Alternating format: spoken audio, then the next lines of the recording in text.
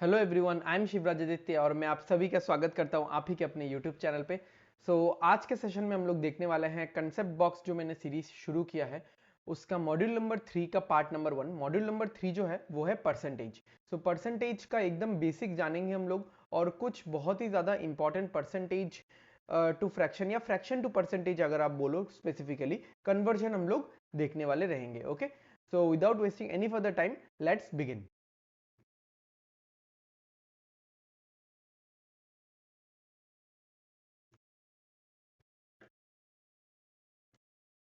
Okay, so थोड़ा सा पहले बेसिक समझते हैं। परसेंटेज, ओके,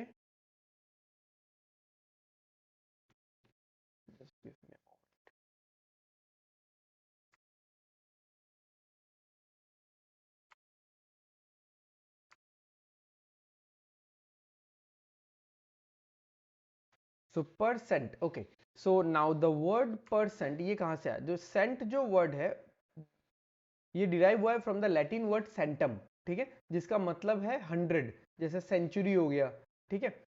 तो सेंट, सेंटम, सेंचुरी, ये सारे वर्ड्स जो है 100 को बताते हैं, 100 को रिफ्लेक्ट करते हैं। तो परसेंट मतलब हर एक 100 में, यानी आप ये समझो किसी भी सिचुएशन को 100 के तौर पे अगर हम लोग एक्सप्रेस करें तब उस चीज को हम लोग परसेंटेज बोलेंगे। अब इस चीज की जरूरत क्यों पड़ी? अब आप मान लो कि दो स्कूल्स में एग्जाम हो रहा है, ठीक है, दो स्कूल में। I am just going to tell you the significance of percentage की ये इजाद कहां से हुआ, आया कहां से, मैथमेटिशियंस ने सोचा किस किस तरीके से कि ऐसा कोई एक टूल होना चाहिए, ठीक है। तो ये समझोगे आप लोग तो आप लोग को इंटरेस्टिंग लगेगा। सो फॉर एग्जाम्पल, आप मान लो किसी भी दो डिफरेंट डिफरेंट स्कूल या दो डिफरेंट डिफरेंट एजुकेशन बोर्ड, जैसे सीबीएसई, फिर सेबा, ठीक है, इस तरीके का आप एग्जांपल ले लो। तो मान लो कि जैसे एक पर्टिकुलर बोर्ड है जिसमें आउट ऑफ 500 एग्जाम हुआ, ठीक है, टोटल मार्क्स है, और एक में जिसमें आउट ऑफ 800 एग्जाम हुआ, ठीक है। चलो पहले हम लोग सेम सेम लेके देखते हैं। दोनों स्कूल्स में क्या हुआ? आउट ऑफ 500 एग्जाम हुआ, ओके। अब एक स्टूडेंट को 500 में 300 मिला, एक स्टूडेंट को 500 में 200 मिला। अब एकेडमिकली बेटर कौन है? ये वाला इंसान, क्योंकि दिख ही रहा है ना। देखो, अब इस 500 को देख के फायदा ही नहीं है, क्योंकि 500 तो सेम है, ठीक है। अब जिसको 300 मिला वो फॉर श्योर बेटर होगा, ठीक है, एकेडमिकली, ओके। तो अब अभी आप लोग ऐसा एक सिचुएशन देखो कि मान लो टोटल एग्जाम 500 का हुआ और एक स्कूल में टोटल एग्जाम 800 का हुआ। अब 500 वाले इंसान को तो 300 मिला, अब 800 वाले इंसान को 600 मिला। अब आप कंपैरिजन कैसे करोगे? तो अभी आपको क्या है कि आपको उस स्टूडेंट के मार्क्स को, या आपका खुद का भी अगर मार्क्स है, ये आपको 100 में लेके जाना पड़ेगा। और 100 में लेके जाने के लिए किस चीज का सहारा लेना पड़ेगा आपको? आपको यूनिटरी मेथड का सहारा लेना पड़ेगा। आई होप आप सभी को पता है कि यूनिटरी मेथड क्या होता है। Unitary method is that method जहां पे हम लोग किसी भी एक पर्टिकुलर नंबर के करस्पॉन्डिंग जो वैल्यू है वो निकालने के लिए हम लोग यूनिटरी मतलब यूनिट वन के करस्पॉन्डिंग क्या वैल्यू है वो निकाल लेते हैं। जैसे हमने बचपन में पढ़ा होगा, समथिंग लाइक 7 चॉकलेट्स का दाम अगर मान लो 91 है, ठीक है, तो 13 चॉकलेट्स का दाम कितना होगा? ठीक है, तो हम लोग पहले निकालते हैं कि एक चॉकलेट का दाम कितना है। 7 का दाम अगर 91 है तो एक का दाम कितना है बता दो। और एक का दाम अगर मिल गया तो अगर 5 निकालने बोलोगे तो इंटू 5, अगर 7 निकालने बोलोगे तो इंटू 7, अगर 50 निकालने बोलोगे तो इंटू 50, अगर 1000 निकालने बोलोगे तो इंटू 1000, ठीक है। तो एक का दाम अगर निकल गया, हमारा काम बन गया। तो यहां पे भी हम लोग यही करेंगे। ये मान लो ये स्टूडेंट ए है, ये स्टूडेंट बी है, एंड नेक्स्ट सिचुएशन में ये स्टूडेंट सी है और ये स्टूडेंट डी है, ठीक है। तो स्टूडेंट सी का हम लोग निकालते हैं कि 500 में अगर इस जनाब को 500 मिला तो 100 में कितना मिल सकता है? तो हम लोग पहले ये निकालते हैं ना कि अगर 1 मार्क का एग्जाम होता तो कितना मिलता? 1 मार्क का एग्जाम होता तो मिलता 300 बाई 500, इतना मिलता। और 100 मार्क का एग्जाम है तो इंटू 100 कर दो। अब आपको अगर कैंसिल करना है, you can cancel it out. Answer कितना आ रहा है? 60%, ठीक है। तो अभी इसको मैंने परसेंटेज क्यों बोला? क्योंकि मैं 100 पे निकाल रहा हूं। Got it? अभी और एक चीज देखो, डी में देखते हैं। 800 के एग्जाम में अगर किसी को 600 मिला, यानी 1 मार्क का एग्जाम होता तो उसको कितना मिलता, 600/800, और 100 मार्क का एग्जाम है तो कितना मिलता उसको, इंटू 100। तो ये तो कैंसिल आउट हो जाएगा, तो कितना होगा, 75% होगा। तो अभी अगर आपको एकेडमिकली बेटर बोलना है, आप बोलोगे कि सी एकेडमिकली ज्यादा बेटर है, बट ए और बी में जैसे आपने एक झलक एट ए ग्लांस बता दिया था, ठीक है, मतलब with in fraction of seconds या फ्रैक्शन ऑफ मिली सेकेंड्स में बता दिया था, सी और डी में हम लोग ये चीज नहीं कर पाए, क्योंकि जो बेस है जिसके करस्पॉन्डिंग मार्क्स कंपेयर हो रहे हैं वो बेस ही अलग अलग था, ठीक है ना, वो बेस ही अलग अलग था। Got it, okay. तो अब एक चीज देखो, ये तो मैंने यूनिटरी मेथड से बताया, अब बुक्स में या स्कूल में कहीं पे भी आपको ये वाला फॉर्मूले के तौर पे एक रटाया जाएगा कि marks obtained divided by total marks into 100, तो वो रटने का या पढ़ने का आपको कोई जरूरत ही नहीं है, सीधा आप इस तरीके से सॉल्व कर सकते हो। अब एक और चीज, जो परसेंटेज है वो यूनिडायरेक्शनल कंसेप्ट है, यानी आपके पास अगर वैल्यूज है तो आप परसेंटेज पे तो जा सकते हो, बट अगर आपके पास परसेंटेज है तो आप वापस लौट के वैल्यूज पे नहीं आ सकते unless you have been given some extra information, ठीक है। इतने ही इंफॉर्मेशन के साथ ये रिवर्स प्रोसेस खेलना इम्पॉसिबल है, ठीक है, क्योंकि देखो मान लो मुझे परसेंटेज कैलकुलेट करना नहीं आता, मेरे पास ये मार्क्स ही है कि 800 और 600, तो मैं अपने टीचर के पास गया कि टीचर टीचर मेरा मार्क्स दे दिया फाइनल एग्जाम का, मुझे 800 में से 600 मिला है, तो मेरा परसेंटेज कैलकुलेट करके दिखाओ आप। तो टीचर ने मुझे बता दिया परसेंटेज कैलकुलेट करके, मैं खुश हो गया, घर चला गया। अब दिक्कत यहाँ पे है कि मान लो किसी कोई एक स्टूडेंट जिसको परसेंटेज पता है या उसने कैलकुलेट कर लिया या पहले से पता है, वो जाके अपने टीचर को बोलता है कि टीचर मुझे तो 60% मार्क्स मिला है। अब टीचर क्या उससे ओरिजिनल मार्क्स गेस कर पाएगा? Obviously not. टीचर क्या क्या गेस कर सकता है? टीचर गेस करेगा अच्छा 60% मिला मतलब 100 में जरूर 60 मिला होगा, बट अगर 100 का एग्जाम नहीं है तो 200 में से जरूर 120 मिला होगा। डबल हो रहा है ना, left hand side right hand side. अगर 300 का एग्जाम है तो 180 मिला होगा, ट्रिपल हो रहा है, left hand side right hand side. अगर 400 का एग्जाम है, सॉरी, अगर 400 का एग्जाम है तो जरूर 240 मिला होगा, और अगर 500 का एग्जाम है तो जरूर 300 मिला होगा। तो हमारे लिए एक्चुअल ये वाला वैल्यू है, बाकी सारे फेक है, जिससे आप आंसर निकाल सकते हो, ठीक है, बट वही वैल्यू लिख नहीं सकते आप, ठीक है। हर एक का आंसर यहाँ पे 60% आ रहा है।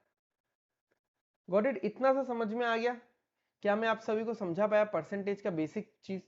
इसका मतलब अगर ऐसा कोई एरिथमेटिक का यानी वर्ड प्रॉब्लम आता है, यानी स्टेटमेंट सम आता है, जहां पे आपको परसेंटेज का रेशियो मतलब वैल्यूज का रेशियो या परसेंटेज दिया हुआ है, ठीक है, तो जो फाइनल आंसर है वो भी परसेंटेज और रेशियो में ही पूछेगा, वो एक रियल लाइफ नॉर्मल वैल्यू में नहीं पूछेगा। जैसे 2000 आंसर आया, 2100, ठीक है ना, 4150, 6250, ऐसे आंसर्स नहीं आ सकता, 7350, ठीक है, ऐसे आएगा 20%, 30%, 40%, 1/7, 1:7, 2:9, ठीक है, इस तरीके से आ सकता है। तो अगर कंपैरिजन रेशियो क्या है, रेशियो, एवरेज, परसेंटेज, ये सारे कंपैरिजन वाले टूल्स है। तो अगर कंपैरिजन वाला इंफॉर्मेशन कोई क्वेश्चन में है और ओरिजिनल कुछ है ही नहीं, तो आंसर भी कंपैरिजन वाला ही निकलेगा, ओरिजिनल कभी भी निकल नहीं सकता। तो आपको कभी कभार बेवकूफ बनाया जा सकता है, तो इस पे गौर कीजिएगा आप लोग, ठीक है, ओके। अभी अब हम लोग आगे बढ़ते हैं, परसेंटेज टू फ्रैक्शन या फिर fraction to percentage conversion. Fraction ले लो, फ्रैक्शन टू परसेंटेज ही करते हैं।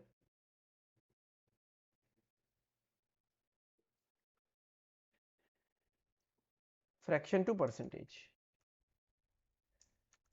ज्यादा नहीं, बस 9 मिनट ही हुआ है। तो मैं कैसे इस चीज को सिखाता हूं आप देख लो, इंपॉर्टेंट जो है वो मैं बता दूंगा। जैसे वन का सीरीज, वन का सीरीज मतलब डिनोमिनेटर में 1 होना चाहिए और न्यूमरेटर में 1 या उससे कम वाले नंबर्स। ये मेरे पढ़ाने का या मेरे परसेंटेज टू परसेंटेज लिखने का तरीका है, ठीक है, फ्रैक्शन टू परसेंटेज कन्वर्ट करने का फील है। तो 1 का सीरीज, जब मैं बोलूंगा 1 का सीरीज, इसका मतलब क्या, डिनोमिनेटर में तो 1 हमेशा रहेगा, बट न्यूमरेटर में 1 से कम नंबर, बेसिकली 1 से कम नंबर ही होना चाहिए। तो वो तो फिलहाल हो नहीं रहा, नेचुरल नंबर होना चाहिए। तो ये हो जाएगा 1/1 × 100, परसेंटेज में कन्वर्ट करने के लिए 100 मल्टीप्लाई करना पड़ेगा। और ये कोई भी इंसान डायरेक्ट ही लिख सकता था, क्योंकि सबको पता है खुद मतलब क्या होता है, कोई भी चीज खुद का कितना परसेंट होता है, 100% होता है। अब यहाँ पे देखो, अगर मैं, ये 2 का सीरीज है, ठीक है, ये 1 का सीरीज है, ये 2 का सीरीज है, यानी 2 डिनोमिनेटर में और न्यूमरेटर में 2 से कम वाले सारे नंबर्स। अगर मैं यहाँ पे 2 डालूंगा तो क्या हो जाएगा, 1/1 फिर से 100%, जो कि हम लोग निकाल चुके हैं, इसलिए मैं नहीं निकाल रहा। अब ये 3 का सीरीज में 2 नंबर आएगा, 1/3 और 2/3।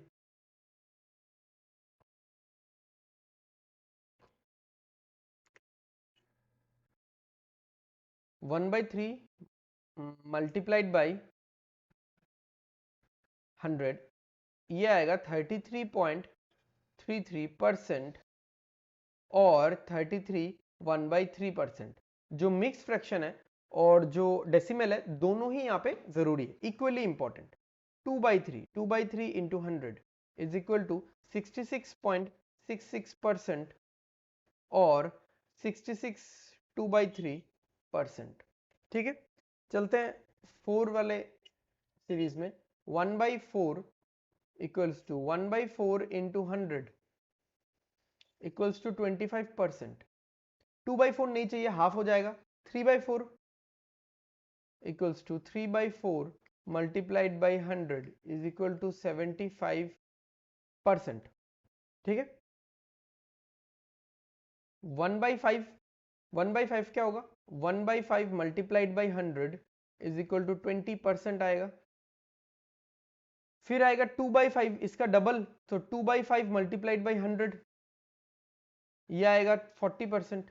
बाकी और मैं नहीं निकलने वाला, डायरेक्ट लिखूंगा। 3/5 क्या है, 3/5 है 60%, 20 40 60 80। 4/5 क्या है, 4/5 है 80%। और 5/5 जो है वो क्या है, वो खुद है वो नंबर, है ना, 1/1 हो जाएगा, तो जरूरत नहीं है। Again 1/6 is equal to 1/6 into 100 is equal to 16 2/3% और 16.66%। फिर 5/6 आ गया, कैसे 5/6 आ गया, 2/6 नहीं होगा, 1/3। 2/6 मतलब 1/3 जो कि कवर हो चुका है। 4/6 मतलब 2/3 जो कि कवर हो चुका है। 3/6 मतलब हाफ जो कि कवर हो चुका है। तो 5/6 multiplied by 100, this will be 83 1/3% और 83.33। नेक्स्ट 1/7, इसमें कोई भी नंबर कैंसिल आउट नहीं होने वाला। 14 2/7% और 14.28%। इसको मिक्स फ्रैक्शन से निकाला जाता है, मैंने मिक्स फ्रैक्शन आप सभी को बताया है।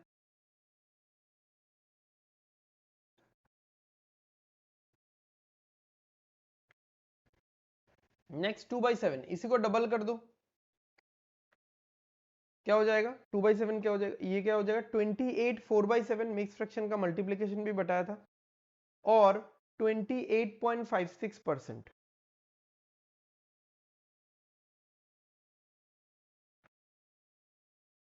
42.14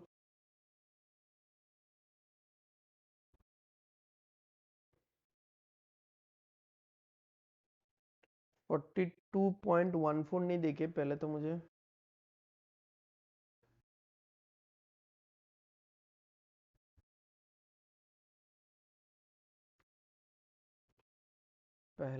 देना चाहिए मिक्स फ्रैक्शन वाला।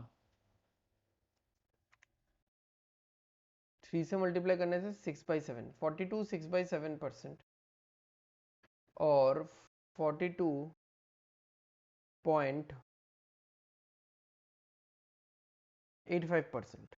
मैं डायरेक्ट जो ये 0.85 है, ये ऐसे लिख रहा हूँ, 6 को 7 से डिवाइड करके।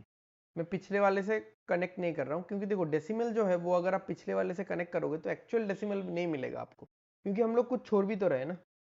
ओके, नेक्स्ट देखते हैं 4/7।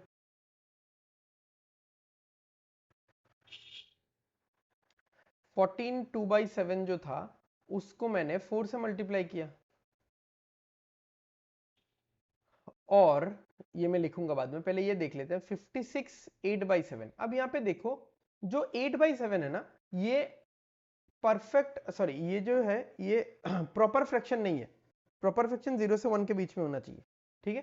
तो इसमें थोड़ा सा प्रॉब्लम है, ठीक करते हैं। 56 प्लस 8/7 इसको लिख सकते हैं, सबको पता है। 56 प्लस ये डिवाइड होगा तो होगा 1/7। अब ऐड कर दो 56 प्लस 1/7%, ठीक है। अब इसको अगर हम यहाँ पे लिखेंगे तो ये होगा 57.14, ठीक है। अच्छा, इसमें टिक देने का कोई मतलब नहीं था एक्चुअली, टिक मैं स्टार्टिंग में दे रहा हूँ, बाकी सारा थोड़ा सा डायरेक्ट लिखूंगा। 5/7, 5/7 क्या होगा? 71 3/7% और 71.42%। ये वाला फिर से कैलकुलेट करके लिख दूंगा, 6 इंटू 100, तो 14 2/7 इंटू 6%, और ये बाद में लिखते हैं 84 12/7%।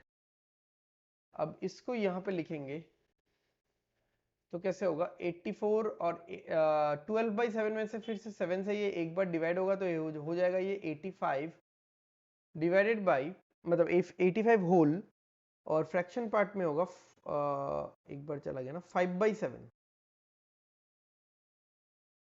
ठीक है। ये वैसे और में नहीं हुआ, मुझे इसको यहाँ पे नहीं लिखना चाहिए था, मैं तो ये मिक्स फ्रैक्शन ही एक्सप्लेन कर दिया।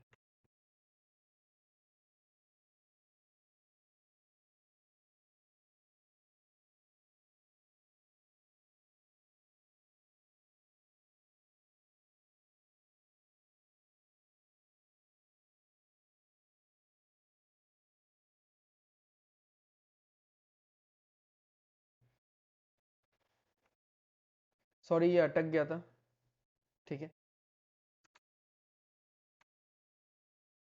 तो 84 है ना, 84 प्लस ये 12 7 से एक बार जाएगा, होगा 1 5/7, तो दिस विल बी 85 5/7, ओके।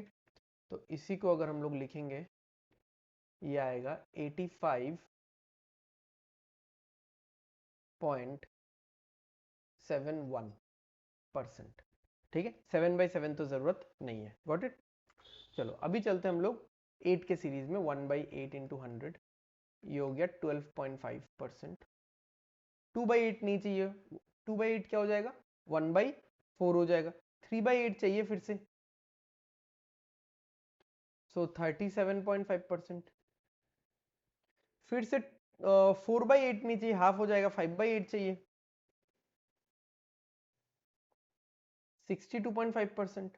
अब डिवाइड करके देख लो ना, सिंपल सिंपल डिवाइड मारो, ठीक है। फिर 6/8 नहीं चाहिए, 3/4 75% हो जाएगा, 7/8 जरूर चाहिए, 87.5%। बस मैं एक सीरीज आप लोगों के ऊपर छोड़ूंगा, वो आप लोगों को करना है। लास्ट सीरीज है 1/9 का, 10 का नहीं चाहिए। 1/10 मने 10%, 1/20 मने 20%, सॉरी 1/10 मने 10%, फिर 2/10 मने 20%, 3/10 मतलब 30%, 4/10 मतलब 40%। 1/9, 9 वाला सीरीज, 10 वाला सीरीज तो सभी को आता है, 11 वाला सीरीज आप लिखोगे। 9 वाला सीरीज जैसा है 11 वाला सीरीज भी बहुत ईजी होगा। अच्छा, देखना कितना ईजी है। ये होगा 11 1/9%, ठीक है। और डिवीजन मैंने बताया था मिक्स फ्रैक्शन का नंबर सीरीज वाले पार्ट में, 11.11%। तो अगर मैं लिखूं 2/9 क्या होगा?